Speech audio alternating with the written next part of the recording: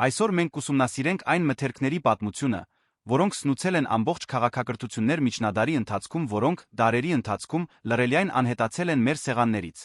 Նախքան տեսանյութը շարունակելը, հիշեք բաժանորդագրվել ալիքին սրա նման ավելի շատ վավերագրական պատմությունների համար։ Կար մի ժամանակ, երբ հողն էր թելադրում գոյատման կանոնները։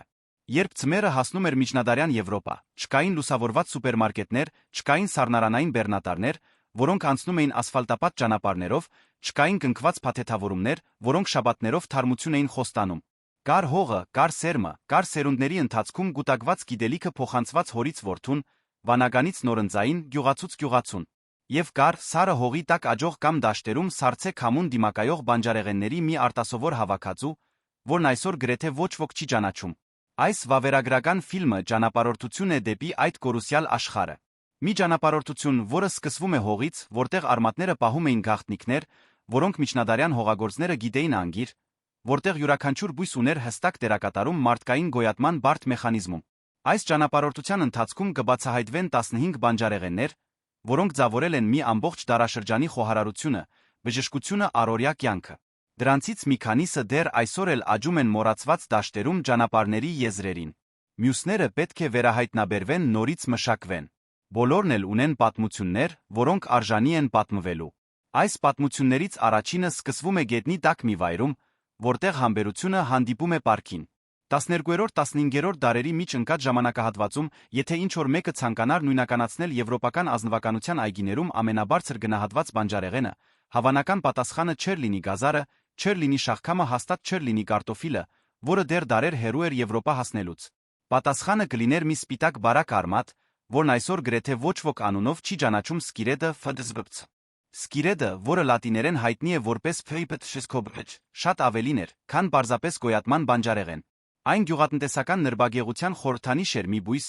որը համատեղում էր արտասովոր գործնականությունը մի համի հետ, որը հիացնում էր ազնվական քիմքերը։ Ի տարբերություն շատ մշակաբույսերի, որոնք պահանջում են մշտական ուշադրություն, ճշգրիտ ջրում խնամքով պատրաստված հողեր, սկիրեդը զարմանալիորեն ինքնաբավ էր։ Մեկ անգամ տնկվելուց հետո այն լռելիայն բազմանում էր գետնի տակ, ստեղծելով բարակ արմատների փնջեր, առանց որ հողագործը ստիպված լիներ անել ավելին, քան պարզապես սպասելը։ Սկիրեդի համն այն էր, ինչն իրականում առանձնացնում էր նրան։ Բնականորեն ավելի քաղցր, քան գազարը կամ պաստերնակը, այս սպիտակ նրբագեղ արմատներն այնքան էին գրավել եվրոպական ազնվականության քիմքը, որ պատմական արձանագրությունները փաստում են դրանց առկայությունը թագավորական պալատների այգիներում։ Հազվադեպ չէր սկիրեդի հիշատակումը արիստոկրատական խնջույքների շքեղ ճաշացանկերում, հեռավոր տարածաշրջաններից ներկրված դելիկատեսների գողքին։ Այն մի բանջարեղեն էր, որը հավասարապես տեղ էր գտնում թե ամենահամեստ գյուղացու սեղանին, թե թագավորի խնջույքին։ Միջնադարյան խոհանոցում սկիրեդը զարմանալիորեն բազմակողմանի էր։ Այն կարելի էր տապակել, ինչպես արվում է ընդհանուր առմամբ արմատապտուղների հետ, ձեռք բերելով բնական կարամելացում, որն ուժեղացնում էր նրա քաղցրությունը։ Այն կարելի էր եփել շոգեխաշուկների մեջ, որտեղ նրա մանրաթելերը փափկում էին արձակում մեղմ ու սփոփիչ համ։ Այն կարող էր նա վերածվել քաղցր կարկանդակների մի համադրություն, որն այսօր արտասովոր կթվար, բայց որին միջնադարյան խոհարարները տիրապետում էին վարպետորեն։ Եվրոպացիների շատ սերունդների համար սկիրեդը կարտոֆիլի ֆունկցիոնալ համարժեքն էր շատ ավելի վաղ, քան կարտոֆիլը կհայտնվեր մայրցամաքում։ Կան գրառումներ, որոնք նկարագրում են սկիրեդը որպես աղքատ մարդու սեղանի սփոփանքը այն օրերին, երբ դաշտերը ծածկված էին ձյունով։ Այս նախադասությունը, որը գտնվել է գյուղատնտեսական հին ձեռնարկներում, շատ բան է ասում այն դերի մասին, որն այս արմատը խաղում էր միջնադարյան տնային տնտեսության մեջ։ Դա միայն ուտելիք չէր, դա անվտանգություն էր։ Դա տարբերությունն էր տանելի ձմռան հուսահատության ձմռան միջ։ Քանի դեռ սկիրեդը թագավորում էր անգլիական այգիներում իր զուսպ քաղցրությամբ, մեկ այլ բանջարեղեն հասնում էր Եվրոպա բոլորովին այլ էներգիայով։ Այն գալիս էր միջերգրական ծովից բերված հռոմեական լեգեոնների հետքերով, ուր էլ որ հաստատվում էր, փորձում էր զբաղեցնել հողի յուրաքանչյուր հասանելի սանտիմետրը մի այնպիսի առատությամբ, որ տեղի հողագործները չգիտեին պետք է հիանալ, թե պայքարել դրա դեմ։ Հռոմեացիներն այն անվանում էին խթեբթիլպթ։ Միջնադարյան անգլիացիները այն կճանաչեին որպես Ալեքսանդրներ ու ցուցրփ, մի անուն, որը հիշեցնում է Եգիպտոսի Ալեքսանդրիա քաղաքը հին աշխարհում այս բույսի տարածման կենտրոններից մեկը։ Եվ երբ հռոմեացիները լքեցին Բրիտանիան, Ալեքսանդրները մնացին։ Այն աճեց ազատ։ Այն աճեց ինքնուրույն։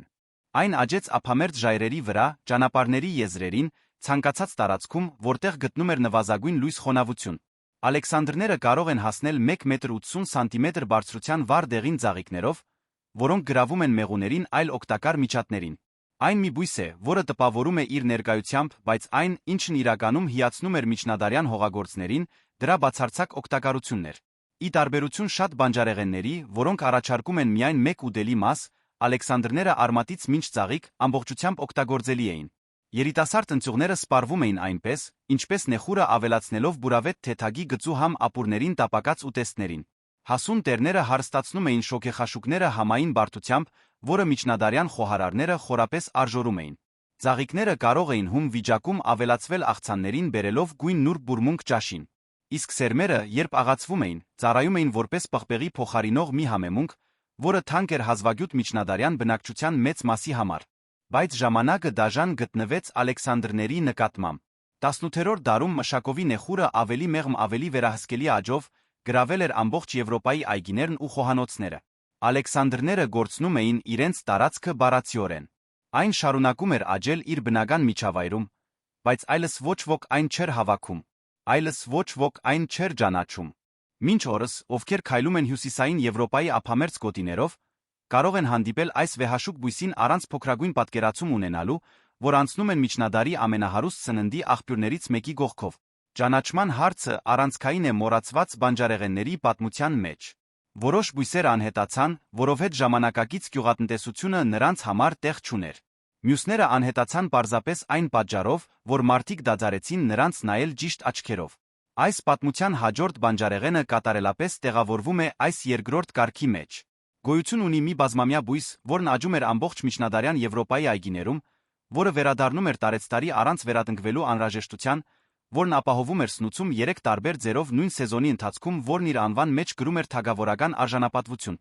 Այսօր գրեթե ոչ ոք այն չի ճանաչում։ Այն գոչվում է Բարի թագավոր Հենրի Թեթբի։ Նրա պատմությունը այս վավերագրական ֆիլմի ամենահետաքրքիրներից մեկն է։ Անունը վերջնական բացատրություն չունի։ Չկա որևէ պատմական արձանագրություն, որը բույսը կապում է Հենրի անունով որոշակի միապետի հետ։ Որոշ պատմաբաններ ենթադրում են, որ անունը ծագում է գերմանական ժողովրդական ավանդույթներից։ Մյուսները պնդում են, որ դա պարզապես միջոց էր այս բույսը տարբերելու մեկ այլ թունավոր խոտաբույսից, որը գոչվում էր Վատ Հենրի Թեթբի։ Բայց այն, ինչ պատմական արձանագրությունները բացարձակապես հստակեցնում են,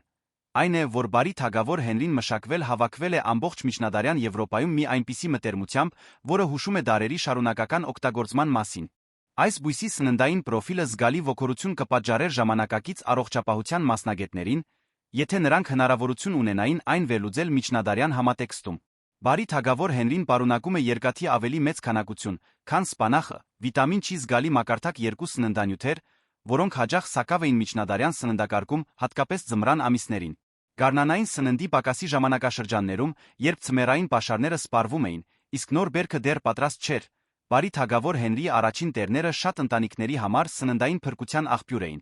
Այս բույսի բազմակողմանիությունը միջնադարյան խոհանոցում ուշագրավ էր։ Երիտասարդ ընձյուղները պատրաստվում էին ճիշտ այնպես, ինչպես պատրաստվում է ձնեբեկը թեթագի եփված մատուցված կենդանական ջարպի կամ գարագի շիթով։ Հասուն տերները փոխարինում էին սպանախին ապուրների տապակած ուտեստների մեջ։ Իսկ ծաղկաբողբոջները կարող էին պատրաստվել բրոկոլի նման ավելացնելով հյուսված կամ այնպիսի ուտեստներին, որոնք այլապես միօրինակ կլինեին։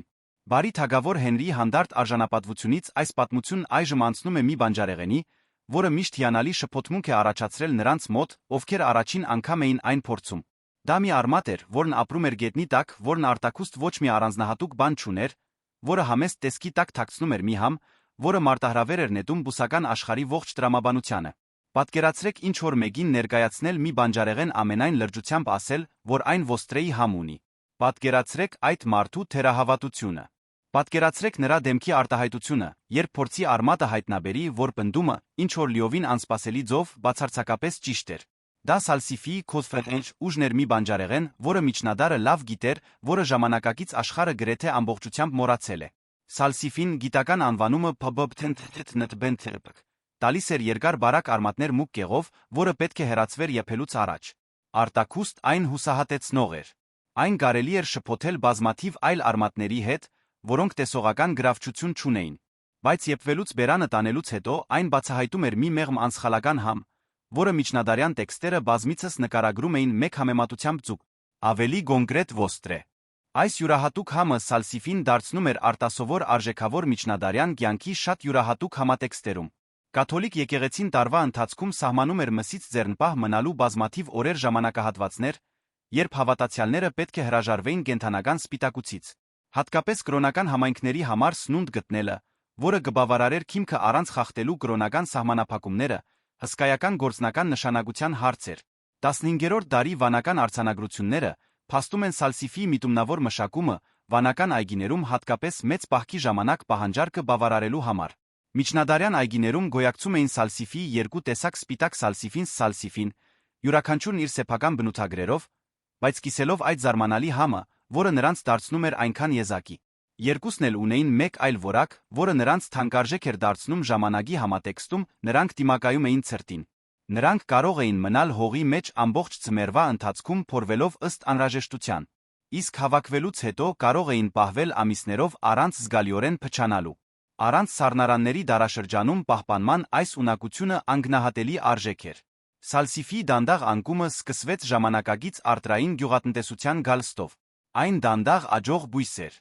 Նրա բարակ արմատները տեսողականորեն չէին տպավորում։ Համը, որքան էլ որ հրապուրիչ լիներ, չափազանց անսովոր էր մի շուկայի համար,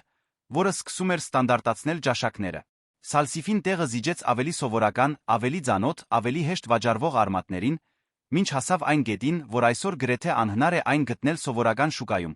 Քանի դեռ սալսիֆին փորվում էր միջնադարյան հողագործների կողմից, ովքեր հստակ գիտեին, թե ինչ կգտնեն այդ խաբուսիկ կեղի տակ, մեկ այլ սնունդ սպասում էր իր ժամին միջնադարյան ծառերի ճյուղերին։ Բայց այս սնունդը պահանջում էր մի բան, որը ժամանակակից աշխարհը հազվադեպ է հանդուրժում համբերություն։ Գոյություն ունի մի տեսակ պարադոքս զգերի, ճտոմփ պատմության մեջ։ Այն անգեղծորեն սիրված պտուղ էր միջնադարում։ Այն հայտնվում էր 12-րդ, 13-րդ, 14-րդ դարերի բազմաթիվ խոհարարական գրքերում։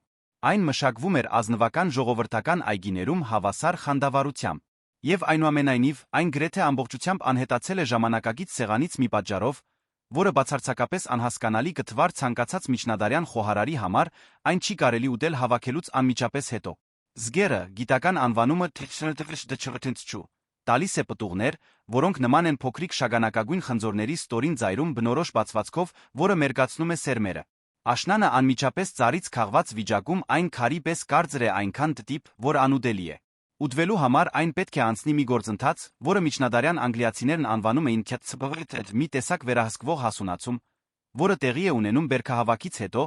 երբ պտուղը շաբաթներով մնում է հանգիստ վիճակում ջերմաստիճանի խոնավության հատուկ պայմաններում։ Այս սպասման ժամանակահատվածում պտղի ներսում տեղի է ունենում ուշագրավ մի բան։ Պինդ գոպիտ միջուկը դանդաղորեն վերածվում է փափուկ սերուցքային կոնսիստենցիայի մուգ շագանակագույն գույնով, մի համով, որը միջնադարյան տեքստերը հետողականորեն նկարագրում են որպես խնձորի, դարչինի կարամելի համադրություն։ 13-րդ դարի խոհարարական գրքերը ներառում են զգերի կարկանդակների, զգերի ժելեների պտղից պատրաստված գինիների տասնյակ բաղադրատոմսեր։ Այն աշնանային ձմեռային դելիկատես էր խորապես արմատավորված միջնադարյան սննդային մշակույթում։ Այն, ինչ զգերը դարձնում էր հատկապես արժեքավոր միջնադարի սննդային տնտեսության մեջ, նրա ժամանակն էր։ Այն հասունանում էր ուշ աշնանը վերջին թարմ պտուղներից մեկն էր, որը հասանելի էր նախքան ձմեռը հողը կդարձներ անպտուղ։ Հետբերքահավաքային հասունացման գործընթացն անցնելուց հետո այն կարող էր պահվել մի քանի շաբաթ ապահովելով քաղցր հազվագյուտություններ տարվա ամենամռայլ օրերին։ Մի ժամանակաշրջանում, երբ շաքարը անհասանելի շքեղություն էր բնակչության մեծ մասի համար, լավ հասունացած զգերի բնական քաղցր համը մի հաճույք էր, որին մարդիկ սպասում էին ամբողջ տարվա ընթացքում։ Քանի դեռ զգերը պահանջում էր համբերություն խնամք իր որակները բացահայտելու համար, միջնադարյան մեկ այլ բանջարեղեն բացարձակապես ոչինչ չէր խնդրում։ Այն գարիք չուներ տնկվելու, այն գարիք չուներ ջրվելու, այն գարիք չուներ էդվելու կամ պարարտացվելու։ Այն պարզապես հայտնվում էր ցանկացած այգում, ցանկացած դաշտում, ցանկացած ճանապարհին մի այնպիսի համառությամբ, որը սահմանակցում էր բուսաբանական հրաշքի հետ։ Բույսը, որի մասին հիմա խոսվում է, անգլերեն գոչվում էր չսիվուչ, իսկ հայերենում համապատասխանում է նրան, ինչ մենք գիտենք որպես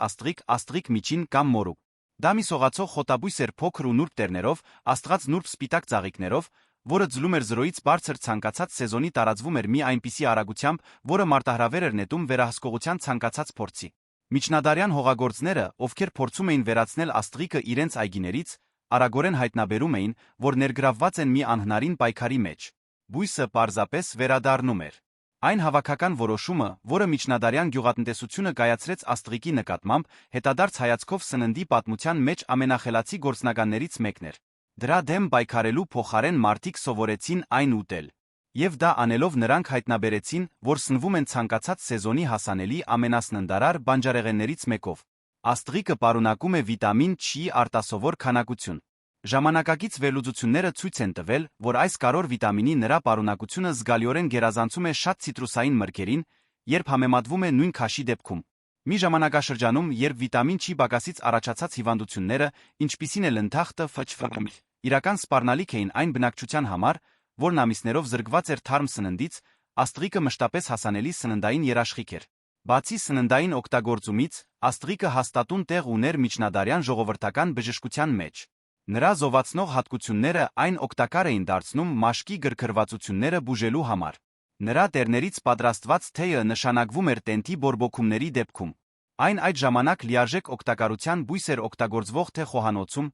թե միջնադարյան բուսաբույժների տարրական դեղագիտության մեջ։ Աստղիկի պատմության հեգնանքն այն է, որ հենց այդ հատկանիշը, որն այն այնքան օգտակար էր դարձնում միջնադարում ցանկացած վայրում առանց հրավերի աճելու ունակությունը, պատճառ դարձավ, որ ժամանակակից գյուղատնտեսությունը այն թշնամի հայտարարի։ Հերբիցիդների մոլախոտերի վերահսկման պրակտիկայի գալստով աստղիկը սկսեց սիստեմատիկորեն հեռացվել մշակվող դաշտերից։ Այն, ինչ նախկինում հավաքվում էր որպես ռեսուրս, սկսեց պայքարի ենթարկվել որպես սպառնալիք։ Ճանապարհների եզրին աճող համեստ աստղիկից այս ճանապարհորդությունը հիմա տանում է դեպի մի արմատ, որը գրում էր Ահազդու անուն, բայց թաքցնում էր առաքինություններ, որոնք միջնադարյան հողագործները շատ լավ գիտեին։ Կա ինչ-որ գրեթե զավեշտալի բան մի արմատի գաղափարի մեջ, որը պետք է հաղթահարեր իր սեփական անվանակարգը ընդունվելու համար։ Սկորցոներան ՖՉԽ, գիտական անվանումը ՖՉԽ ցրսնուցչու, տարապում էր հենց այդ խնդրից։ Իտալերենում նրա անունը ծագում էր ՖՉԽ բառից, որը նշանակում էր թունավոր օձ հղում անելով հին ժողովրդական հավատալիքներին, որոնք այս արմատին վերագրում էին օձի գծածը բուժելու ուժ։ Այս սնահավատությունը, որքան էլ որ սնուցել էր միջնադարյան երակայությունը, շուտով հերքվեց։ Բայց այն, ինչ ոչ ոք չվիճարկեց, որովհետև փորձը բազմիցս հաստատում էր, այն էր, որ սկորցոներան համեղ էր։ Սկորցոներայի արմատն ունի սկեղ սպիտակ միջուկ։ Այն ավելի երկար է, ավելի ուղիղ, քան սալսիֆին, մի համով, որը միջնադարյան տեքստերը նկարագրում են որպես ավելի մեղմ, ավելի քաղցր ծնեբեգի ընկույզի նուրբ նոտաներով։ Դա մի բարդ նուրբ համ էր, որը նրան գնահատելի էր դարձնում թե վանական խոհանոցներում, թե գյուղացիական ջաշերում, թե մի փոքր տարբեր պատճառներով։ Վանականները այն մշակում էին հատկապես երկու որակների համար, որոնք լրացնում էին միմյանց միջնադարյան կրոնական օրացույցում։ Պահքի ժամանակաշրջաններում սկորցոներան առաջարկում էր համ սննդարարություն առանց խախտելու սննդային սահմանափակումները։ Իսկ բժշկական տեսանկյունից ժամանակի բժիշկները այն նշանակում էին որպես արյունը մաքրող միջոց, որպես դեղամիջոց մարսողական խնդիրների համար։ 16-րդ դարի մշակության արձանագրությունները փաստում են նրա մշտական առկայությունը վանական այգիներում ամբողջ կենտրոնական Եվրոպայում։ Բայց այն, ինչ սկորցոներան իրականում դարձնում էր արտասովոր արժեքի բանջարեղեն միջնադարյան աշխարհում, նրա պահպանման ունակությունն էր։ Աշնանը հավաքվելով այն կարող էր թաղվել ավազի արկղերի մեջ զով նկուղում մնալ ուտելի մինչ հաջորդ ամառ։ Առանց սառնարանների դարաշրջանի համար պահպանման այս ժամանակահատվածը պարզապես տպավորիչ էր։ Քիչ այլ բանջարեղեններ էին առաջարկում այս տեսակի երկարաձգված սննդային անվտանգություն։ Սկորցոներայի անկումը եկավ ժամանակագիտության հետ այն ամենի հետ, ինչ ժամանակագիտությունը բերեց թարմ սննդի հասանելիությունը ամբողջ տարին շնորհիվ սառեցման երկար տարածությունների վրա փոխադրման։ Երբ դադարեց բանջարեղենները ամիսներով պահպանելու անհրաժեշտությունը, սկորցոներայի օգտին հիմնական գործնական փաստարկը կորցրեց ուժը։ Եվ առանց այդ փաստարկի, անսովոր տեսքով Ահազդու անունով արմատը տեղը զիջեց ավելի ծանոթ մթերքներին։ Ձմռան խոստումը պահող արմատից այս ուղին հիմա հասնում է մի բույսի, որը հրաժարվում էր ընդունել միակ ինքնություն։ Այն գալիս էր հեռվից։ Այն գոչվում էր մի ձով, որը չէր համապատասխանում իր ծագմանը։ Եվ հենց այդ երկիմաստությունն էր, որ նրա պատմությունը դարձրեց հրապուրիչ։ Վալիական սոխը ոչտքած ըտրտ, որը հայտնի է գիտական օդիպնեֆտ անվամբ, ծագումով Ուելսից, նով ջջդիչս չէ։ Սա միջնադարյան բուսաբանական անվանակարգի ամենահետաքրքիր հեգնանքներից մեկն է։ Նրա ակունքները գտնվում են երկրագնդի հակառակ ծայրում, հավանաբար հյուսիսային Չինաստանում կամ Սիբիրում, որտեղից այն աստիճանաբար տարածվել է ասիական մայրցամաքով, նախքան արտրային ճանապարհներով Եվրոպա հասնելը մոտավորապես 13-րդ դարում։ Երբ միջնադարյան եվրոպացի հողագործները առաջին անգամ հանդիպեցին այս բույսին, այն, ինչ անմիջապես ճանաչեցին, դրա գործնական օգտակարությունն էր։ Վալիական սոխը բազմամյա բույս է։ Մեկ անգամ այգում հաստատվելուց հետո այն վերադառնում է տարեցտարի առանց վերատնկվելու անհրաժեշտության։ Ժամանակի ընթացքում յուրաքանչյուր բույս սկսում է բնականորեն բազմանալ ձևավորելով թփեր, որոնք կարող են բաժանվել վերաբաշխվել։ Միջնադարյան այգեգործության տեքստերը արձանագրում են դեպքեր, երբ մեկ սկզբնական բույսը ապահովում էր բավարար նյութ մի ընտանիքի տարիներով կերակրելու համար հաջորդական բաժանումների միջոցով։ Այն, ինչ միջնադարյան խոհարարները արժորում էին վալիական սոխի մեջ, հիմնականում կանաչ սնամեջ ցողուններն էին, որոնք կարող էին հավաքվել ամբողջ տարվա ընթացքում օգտագործվել ապուրները, շոգեխաշուկները, աղցանները թարմ ու թեթագի գծու համով համեմելու համար։ Բայց այն որակը, որն իրականում այն դարձնում էր անփոխարինելի, նրա դիմադրողականությունն էր ձմռանը։ Եվրոպայի մեծ մասում վալիական սոխի կանաչ ցողունները հասանելի էին մնում բոլոր ցուրտ ամիսների ընթացքում, բացառությամբ ամենախիստ սառնամանիքների։ Այն ապահովում էր վճռորոշ վիտամիններ հենց այն ժամանակ, երբ մյուս բանջարեղենները անհետացել էին։ Վերադառնալով միջնադարյան Եվրոպա, մեկ այլ բույս անցնում էր տարբեր ճանապարհով։ Այն չուներ էկզոտիկ ծագում։ Այն գարիք չուներ արտրային ճանապարհներով հասնելու։ Այն պարզապես այնտեղ էր ինքնաբերաբար աճելով մշակվող դաշտերում, ճանապարհների եզրերին, ամայի տարածքներում։ Եվ միջնադարյան հողագործները, իրենց բնորոշ գործնական իմաստությամբ, սովորեցին նայել նրան ոչ թե որպես խնդիր, այլ որպես նվեր։ Թելուկը նովթետ, գիտական անվանումը ժթենթիպտ, այն բույսերից էր, որոնք պարզապես հրաժարվում էին հանգիստ մնալ։ Այն հայտնվում էր այգիներում առանց հրավերի։ Այն աճում էր ցանկալի մշակաբույսերի գողքին այնպես, կարծես այնտեղ լինելու լիակատար իրավունք ուներ։ Եվ որոշ չափով ուներ։ Որովհետև այս զավթող բույսը, ինչպես ժամանակակից գիտական հետազոտությունները կհաստատեին, ամբողջ եվրոպական ֆլորայի մեջ հասանելի ամենասննդարարներից մեկն էր։ Թելուկի սննդային բաղադրության ժամանակակից վերլուծությունները բացահայտում են մի պրոֆիլ, որը զարմացնում է։ Բույսը պարունակում է ավելի շատ սպիտակուց, քան գաղամբը, ավելի շատ երկաթ, քան սպանախը, ավելի շատ կալցիում, քան գանգուր կաղամբը դուց։ Այն կդասակարգվեր որպես սուպերֆուդ ժամանակակից սննդային ուղեցույցների չափանիշներով։ Միջնադարյան հողագործները չունեին վերլուծական գործիքներ այս թվերը հաստատելու համար, բայց նրանք ունեին նույնքան արժեքավոր մի բան սերունդների գործնական դիտարկումը։ Ճանաչվելու համար պայքարող բույսից պատմությունը հիմա անցնում է մի խոտաբույսի, որը միջնադարյան խոհանոցի իսկական թագուհին էր, մի բուրավետ բույս այնպիսի մեծ ուժով, որ նույնիսկ միակ տերը կարող էր ամբողջությամբ փոխել մի ամբողջ կաթսայի համը, եւ որը, պատճառներով, որոնք մինչ օրս մարտահրավեր են նետում խոհարարական դրամաբանությանը, գրեթե ամբողջությամբ անհետացել է մեր խոհանոցներից։ Լիստիկումը թթվոջ, գիտական անվանումը դչիֆրիվ թենզստից շատ ավելին էր, քան պարզապես բուրավետ խոտաբույս միջնադարում։ Այն եվրոպական խոհանոցի հենասյունն էր։ Այն առաջնակարգ դեղաբույս էր։ Այն վանական այգիների շարունակականության խորհրդանիշն էր, որոնք պահպանում էին հին գիտելիքները միջնադարյան պատմության փոթորկոտ սերունդների միջով։ Հռոմեացիներն առաջինն էին, որ լիստիկումը ներմուծեցին հյուսիսարմդյան Եվրոպա։ Երբ հռոմեական լեգեոնները հաստատվեցին բրիտանական գերմանական նահանգներում, իրենց հետ բերեցին այն բույսերի սերմերը,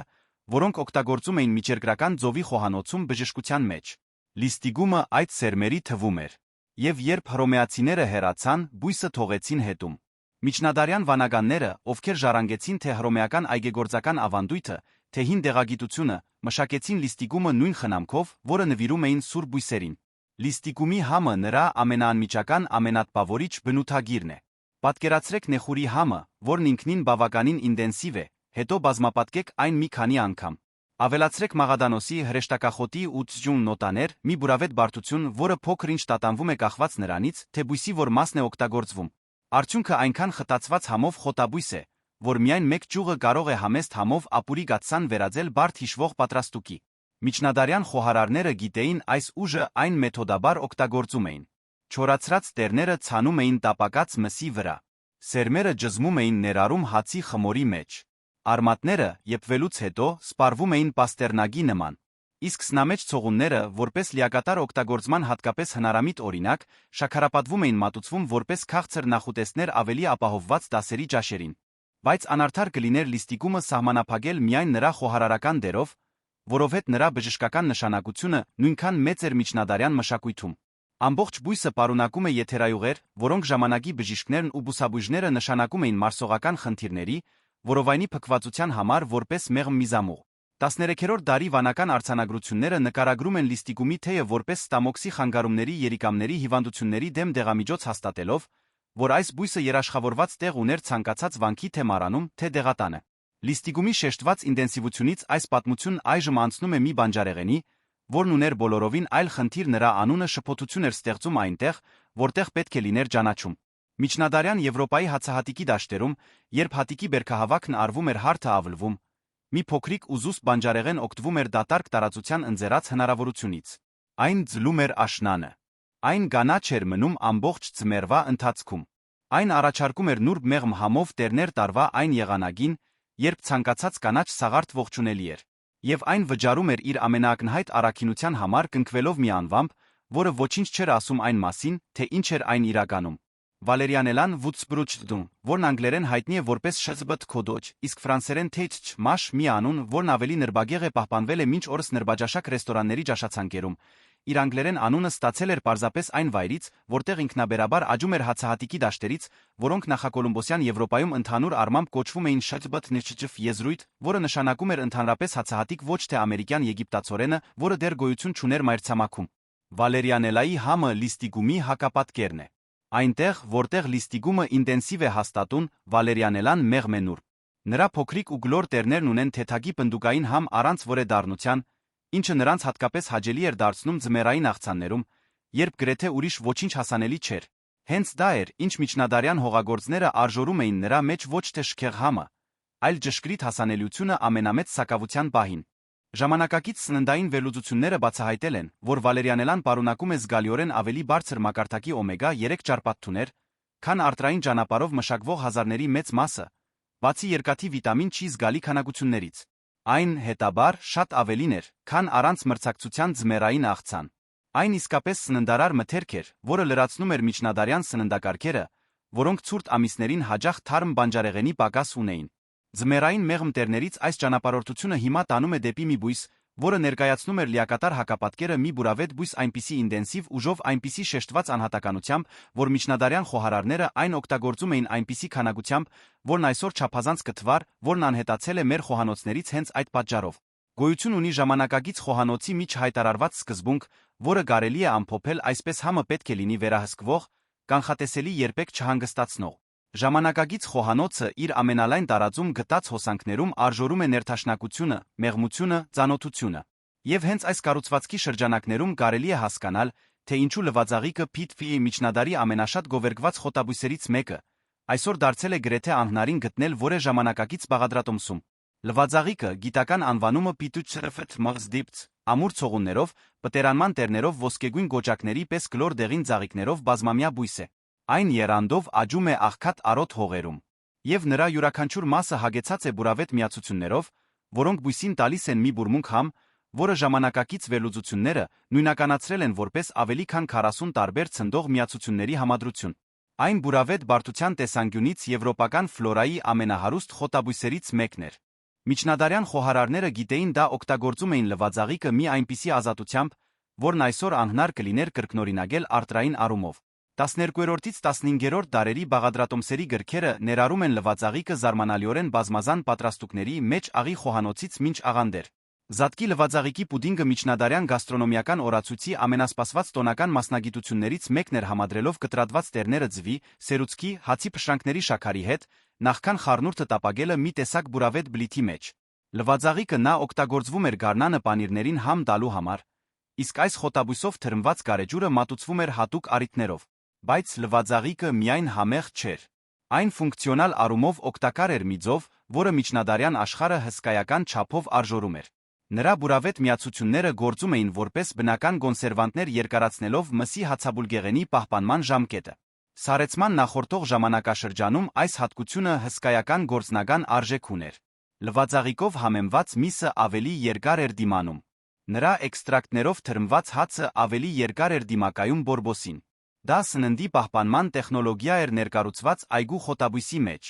Բժշկական տեսանկյունից լվաձաղիկը կարևոր տեղ էր զբաղեցնում միջնադարյան դեղագիտության մեջ։ Այն նշանակվում էր աղիքային մակաբույծների դեմ մի էնդեմիկ խնդիր մի դարաշրջանում, երբ սննդի հիգիենան անմխիթար էր, հելմինտներով վարակումը սովորական էր։ Այն ծառայում էր նա մարսողական խնդիրների տենթի դեմ։ Վանական այգիները այն մշակում էին գրեթե պարտադիր կերպով թե նրա բժշկական կիրառությունների, թե վանական խոհանոցում խաղացած տերի համար։ Տնկված լինելով մուտքերի պատուհանների մոտ նրա ուժեղ բուրմունքը վանում էր միջատներին, Լվաձաղիկը կատարում էր նա բնական ռեպելենտի դեր։ Իր բուրավետ ինտենսիվությամբ ներկայություն ապահովող բույսից այս պատմությունը հիմա հասնում է մի բանջարեղենի, որը բնակվում էր բոլորովին այլ տարածքում հյուսիսային Եվրոպայի ժայռոտ ավազոտ ափերին, որտեղ աճում էր լռության մեջ, առաջարկում էր իր պարկները յուրաքանչյուր անցորդի փոխարենը դարեր շարունակ ստանում էր մի մոռացություն, որը կարելի է որակել միայն որպես անբացատրելի։ Ձովակաղամբը ֆչու բուդց, գիտական անվանումը իբնչ թմբրստու, լողափերի բույս էր։ Այն աճում էր ավազոտ աղի հողերում, որտեղ քիչ այլ ուտելի բանջարեղեններ կգոյատեին։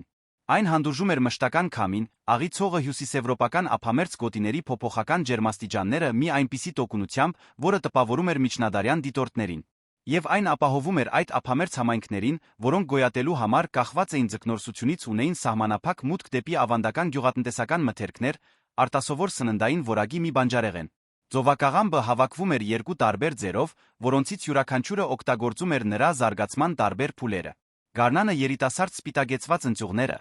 որոնք պաշտպանված էին լույսից ավազի կամ նրանց ծածկող քարերի միջոցով, հավաքվում էին պատրաստվում ձնեբեգի նման։ Թեթակի եփված կենդանական ջարպով մատուցված նրանք ունեին մեղմ, թեթակի քաղցր համ, որը նրանց ճանաչողները համարում էին սեզոնի դելիկատեսներից մեկը։ Ավելի ուշ սեզոնին հասուն տերները կարող էին եփվել սովորական գաղամբի պես ապահովելով ամուր սնուցող բանջարեղեն ձկնորսական համայնքների ճաշերի համար։ Ձովակաղամբի վերաբերյալ ամենակարևոր սննդային տվյալը վիտամին Չ նրա պարունակությունն է,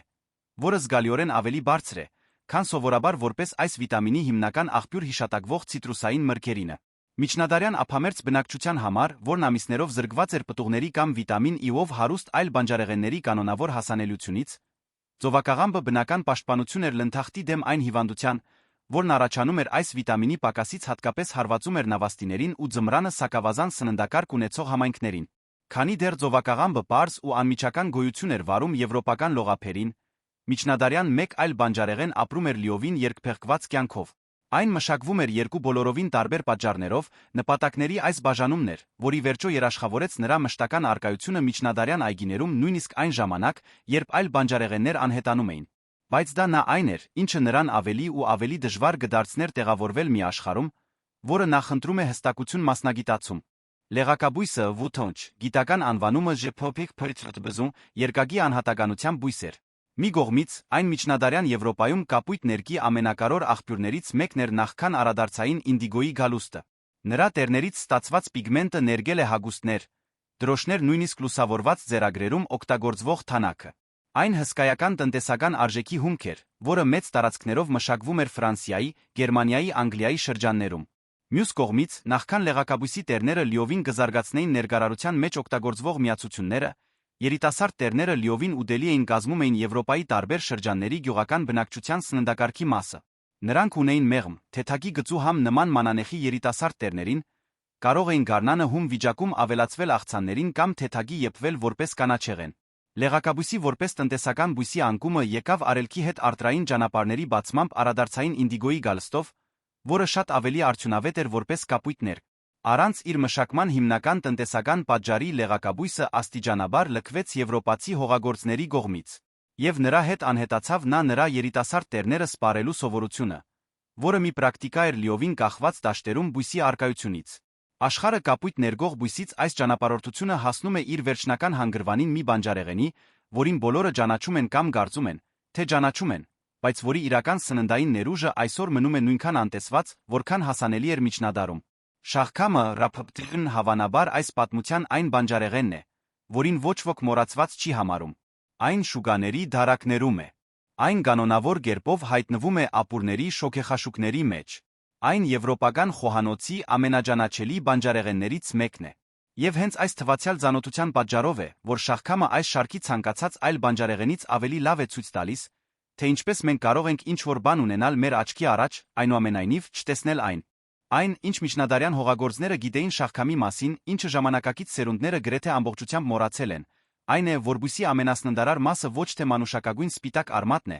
որը հայտնվում է մեր ափսեներում, այլ գետնից վեր աճող կանաչ տերները այսպես կոչված շաղքամի կանաչին դպչտպճտից, որը միջնադարյան գյուղատնտեսությունը հավաքում սպառում էր նույնպիսի խանդավառությամբ, ինչպես արմատները։ Շաղքամի կանաչին ունի սննդային պրոֆիլ, որը զգալիորեն գերազանցում է արմատներին։ Այն պարունակում է 4 անգամ ավելի շատ կալցիում։ Այն ունի 3 անգամ ավելի շատ վիտամին ու։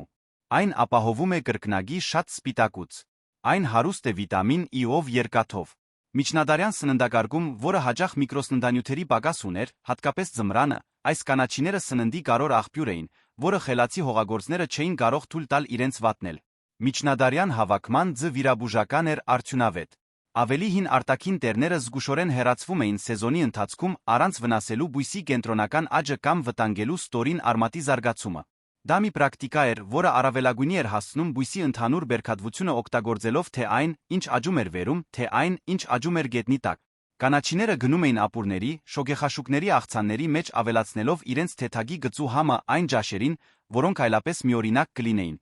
Ժամանակագիտությունը չվերացրեց շաղքամի կանաչին այնպես, ինչպես վերացրեց թելուկը կամ սկիրետը։ Այն պարզապես անտեսեց դրանք։ Եվրոպայի շատ տարածաշրջաններում, հատկապես հարավում, կանաչիները շարունակում են սպառվել արժորվել։ Պորտուգալիայում, Իտալիայի որոշ մասերում դրանք ավանդական ուտեստների հիմնարար բաղադրիչներ են,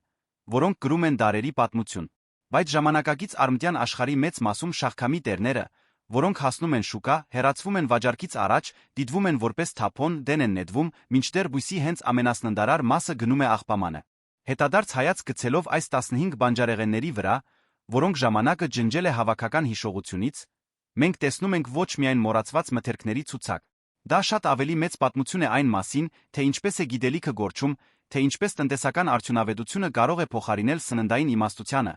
թե ինչպես շուկայական ճնշումները ճաշակի փոփոխությունները կարող են սրբել կուտակված փորձի դարերը ընդամենը մի քանի սերունդների ընթացքում։ Միջնադարյան հողագործները միամիտ կամ պրիմիտիվ չէին իրենց սննդային ընտրություններում։ Նրանք պրագմատիկ էին, դիտողական խորապես ներթաշնակ հողի ռիթմերին ու իրենց մարմինների կարիքներին։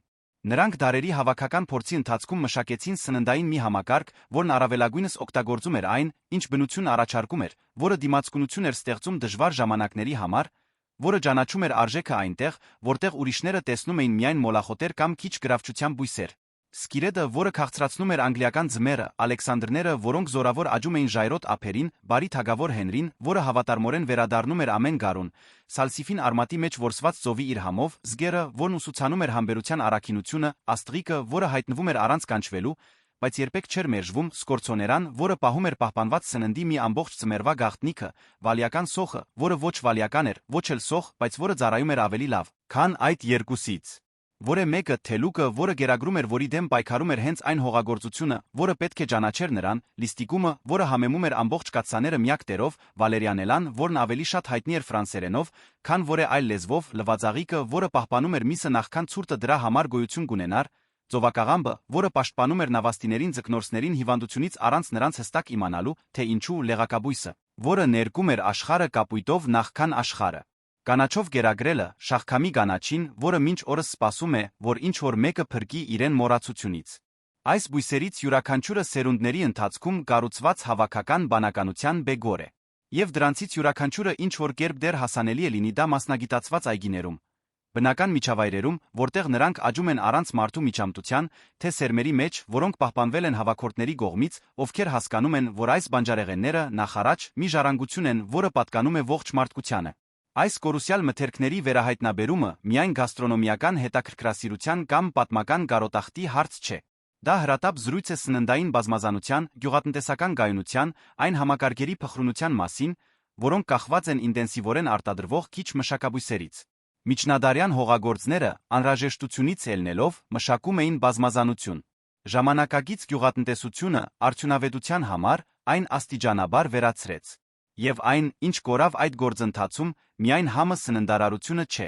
Դա դիմացկունությունն է։ Պատմությունը, որն այս վավերագրական ֆիլմը պատմեց, անցյալի նկատմամբ կարոտախտի պատմություն չէ։ Դա պատմություն է այն մասին, թե ինչ կարող ենք սովորել դրանից։ Այն մասին, թե ինչպես նայել այն բույսերով ծածկված դաշտին, որոնք մենք անվանում ենք մոլախոտեր, հարցնել նախքան հերբիցիդով հասնելը, թե արդյոք դրանցից որը մեկը մեզ կարող է առաջարկել մի բան, որը մենք չափազանց շտապում ենք ճանաչել։ Այն մասին, թե ինչպես պեղել միջնադարյան այգիների արխիվները, այնտեղ պահպանված գտնել լուծումներ այն խնդիրների համար, որոնք մենք դեռ չենք լուծել։ Հաջորդ անգամ, երբ ինչ-որ մեկը հանդիպի անծանոթ բույսի ճանապարհի եզրին, թերս արժե մի պահ կանգ առնել։ Թերս արժե հարցնել, ինչպես անում էին միջնադարյան հողագործները, ովքեր հավաքում էին թելուկն ու աստրիկը իրենց դաշտերից, սա արժեք ունի։ Որովհետև երբեմն այն, ինչ թվում է, թե արժեք չունի, հենց այն է, ինչի պակասը ամենաշատն է զգացվում։ Եթե դուք հասել եք մինչ այստեղ, Դուք ականատեսն եք եղել համի, գոյատման մոռացված իմաստության 15 պատմությունների միջով անցնող ճանապարհորդության։ Եվ դա շատ բան է ասում ձեր հետաքրքրասիրության այն աշխարհը հասկանալու ձեր հետաքրքրության մասին, որը կանգնած է մեր գերածի հետում։ Սրա նման պատմությունները հասնում են միայն նրանց, ովքեր պատրաստ են փնտրել դրանք, սրա նման ալիքները շարունակում են գոյություն ունենալ միայն այն պատճառով, որ կան մարդիկ, ովքեր հավատում են, որ արժե ուշադրությամբ նայել անցյալին։ Եթե ցանկանում եք շարունակել այս ճանապարհորդությունը, բաժանորդագրվեք ալիքին հենց հիմա ակտիվացրեք ծանուցումների զանգակը, որպեսզի բաց չթողնեք հաջորդ հետազոտություններից ոչ մեկը։ Եվ եթե միջնադարի մոռացված բանջարեղենների մասին այս պատմությունը ձեր մեջ արթնացրեց որե հիշողություն, որե հետաքրքրասիրություն կամ որե հարց, որը դեռ մնացել է անպատասխան, թողեք մեկնաբանություններում։ Յուրաքանչյուր մեկնաբանություն մի սերմ է տնկված գիտելիքի այս այգում, որը մենք միասին ենք մշակում։ Մինչ հաջորդ պատմությունը։